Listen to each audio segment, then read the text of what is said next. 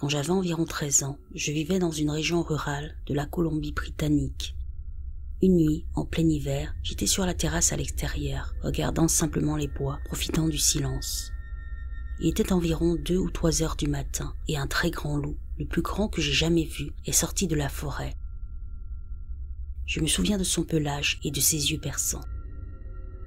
Alors que ce loup marchait le long de la clôture de nos enclos, il a croisé mon regard et nous nous sommes regardés l'un l'autre. Ce qui s'est passé ensuite jusqu'à ce jour me fait instantanément frissonner. L'animal est passé devant nous et s'est dirigé vers notre grange avec nos chevaux à l'intérieur. Il faisait plus sombre en entrant dans la grange, mais de l'autre côté, il y avait toujours une lumière vive qui éclairait l'extérieur et que je pouvais clairement voir. L'animal, lorsqu'il est entré à mi-chemin, est passé de la forme d'un loup à celle d'une personne très grande et large d'épaules. Les chevaux n'ont pas fait un seul bruit, et cette personne, qui mesurait maintenant environ plus d'1,80 m de haut, a contourné le coin vers le champ ouvert, mais n'est pas sortie de l'autre côté, et je ne l'ai jamais revue. Apparemment, mon frère a fait sa propre rencontre avec cette créature. Il m'a raconté qu'il s'était réveillé au hasard une nuit en ayant l'impression d'être observé. Il a regardé par la fenêtre et a vu un très grand loup qui s'éloignait, donc je suppose qu'il le regardait dormir. L'endroit où nous vivions était une ancienne terre indigène. Notre grange était une ancienne école où le prêtre catholique donnait des leçons sur le Christ à des enfants. Il y avait même encore le vieux bureau et les chaises à l'intérieur. Mon frère et moi avons tous deux vu des visages d'enfants dans les vitres de cette grange et des lumières s'allumer au hasard. Nous avons vu des portes de placard claquer de manière répétée pendant plusieurs minutes, des bruits de pas et l'impression d'être observés. Quoi qu'il en soit, revenons à cette étrange créature que j'ai rencontrée au milieu de la nuit.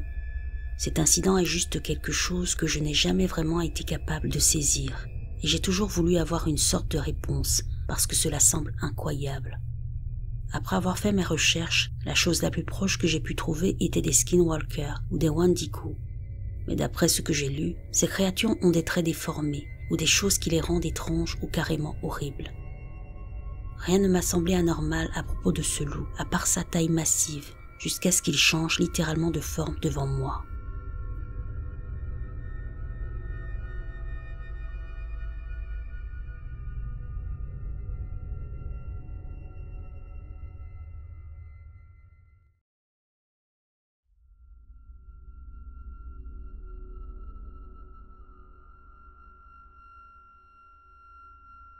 J'ai fait une rencontre dont je ne parle pas souvent parce qu'elle m'a vraiment marqué.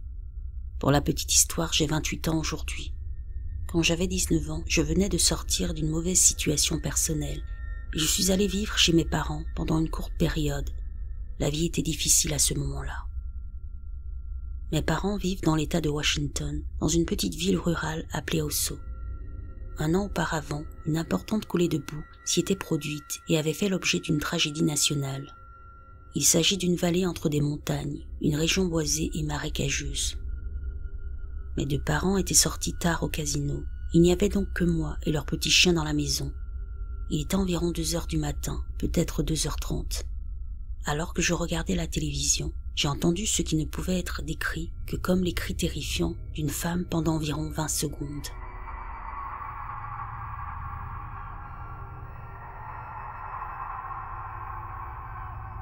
Les chiens se sont alors déchaînés.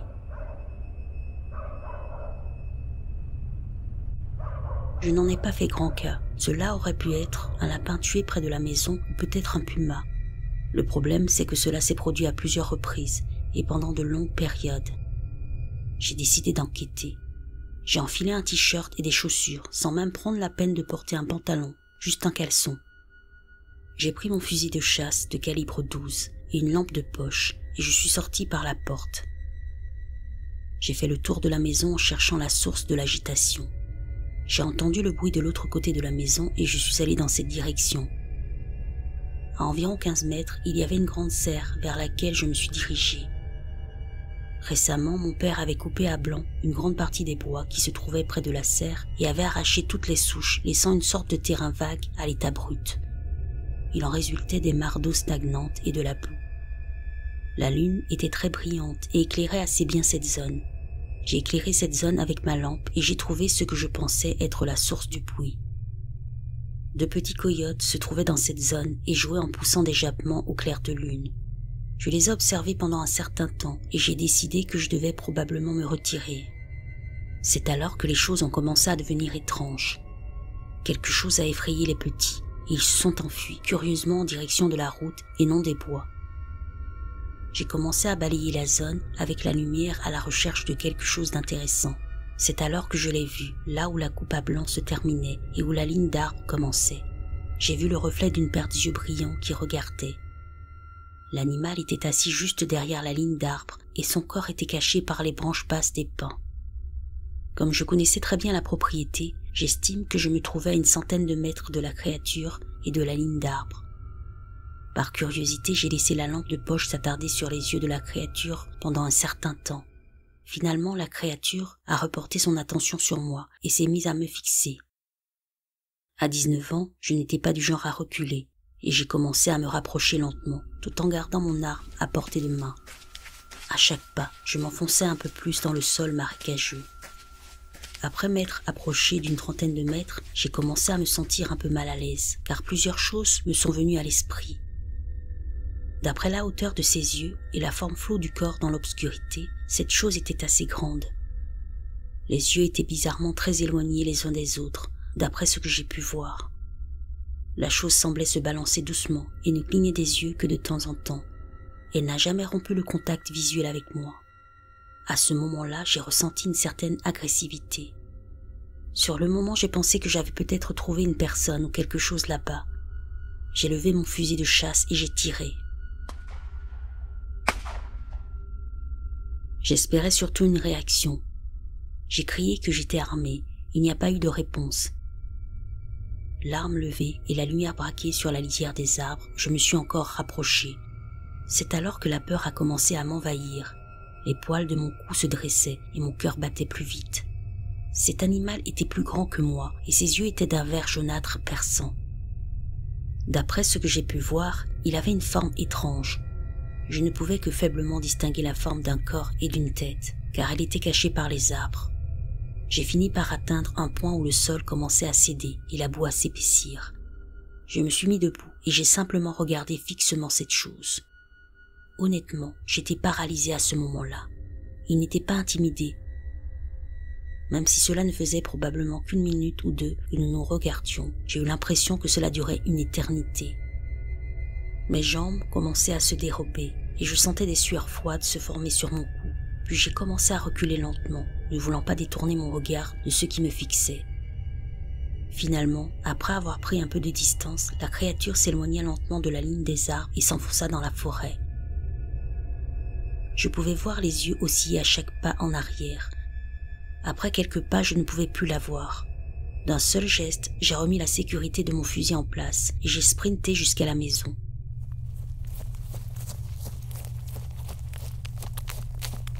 Je sentais la boue monter à chaque pas. Une fois à l'intérieur, j'ai fermé toutes les fenêtres et les stores et je me suis assuré que tout était verrouillé. Peu de temps après, le bruit des cris s'est répété 2 autres fois dans la soirée.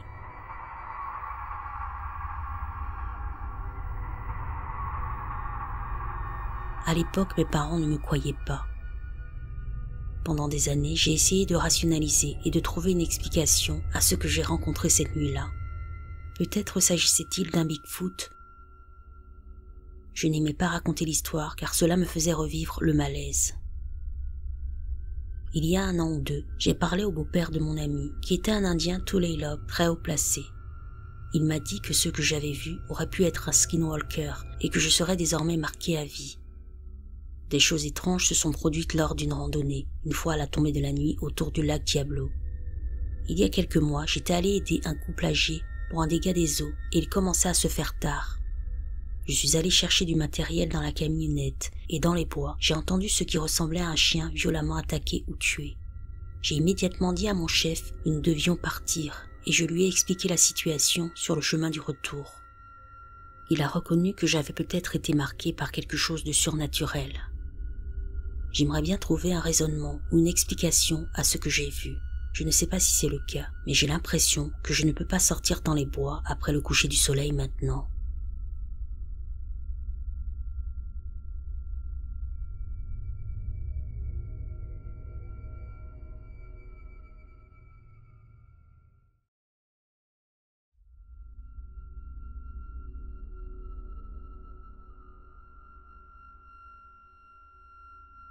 L'incident s'est produit à la fin de l'été 2018 dans les montagnes du nord de la Géorgie.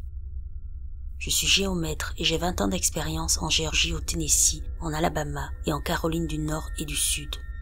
Je suis donc extrêmement à l'aise dans les bois, car je passe beaucoup de temps à l'extérieur, la plupart du temps très loin dans la forêt, et une grande partie de ce temps se passe sur les terres de la National Forestry, où l'on ne voit personne pendant des jours. J'étais en train d'arpenter un terrain autour d'un petit lac du corps des ingénieurs, en bordure d'une vaste zone de forêt nationale. J'utilisais une station totale robotisée, ce qui signifie qu'il n'est pas nécessaire d'avoir un partenaire pour diriger une équipe de géomètres et qu'au lieu d'avoir 2 ou 3 personnes dans une équipe, vous travaillez généralement seul. La propriété était assez vaste, environ 500 acres, composée principalement de montagnes escarpées et de couverts de lauriers de montagnes denses. Je venais de finir de couper à la machette une ligne transversale le long de la limite de la propriété jusqu'au sommet de la crête, à une distance d'environ 100 à 150 mètres.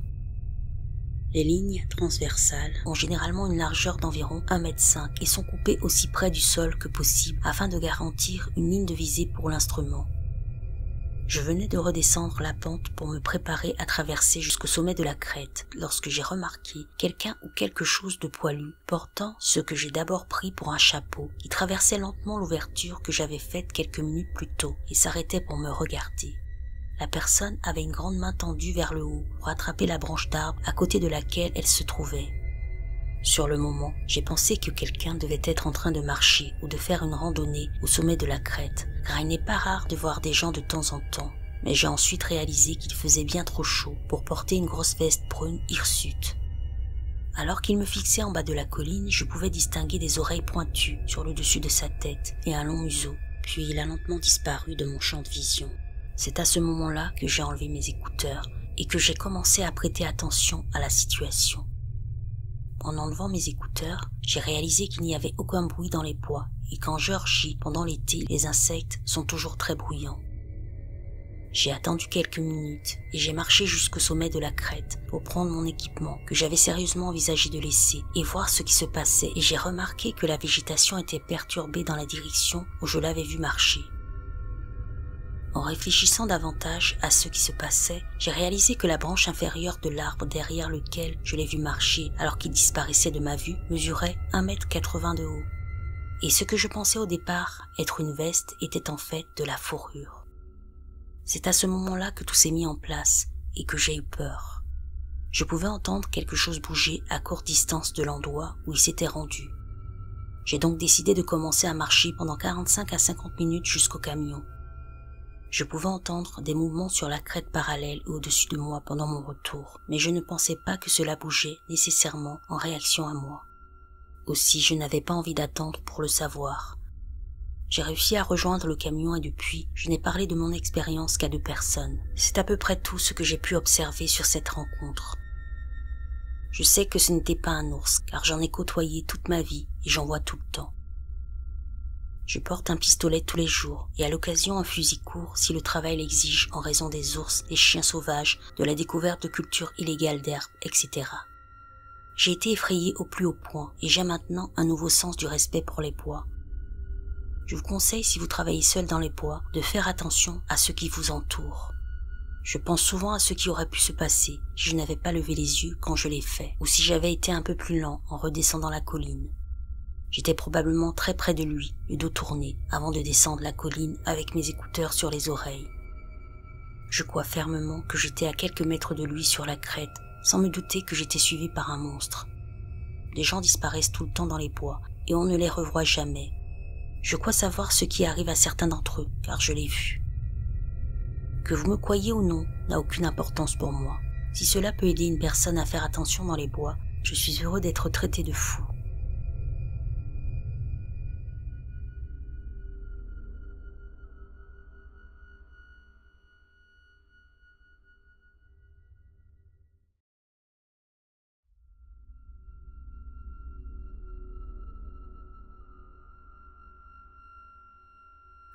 Un ami et moi étions en train de fumer sous son porche. Le porche fait face à un entrepôt de l'autre côté de la rue. L'un de nous a regardé en haut de l'entrepôt et a aperçu une chose qui se tenait sur le rebord. Nous ne pouvions pas distinguer d'autres détails que sa forme. On aurait dit une personne qui se tenait là et qui regardait en bas. Nous étions tous les deux un peu effrayés, car pourquoi quelqu'un se tiendrait-il debout là-haut à 10 heures du soir? C'était assez effrayant. Nous sommes retournés à l'intérieur pendant un moment pour essayer de comprendre ce que c'était. Nous sommes ressortis et c'était toujours là. La chose est restée quelques heures, puis elle est partie lorsque nous étions à l'intérieur. La nuit suivante, nous sommes allés voir si c'était là et ça n'y était pas. Alors nous avons continué à observer un peu, puis à un moment donné mon pote a sursauté.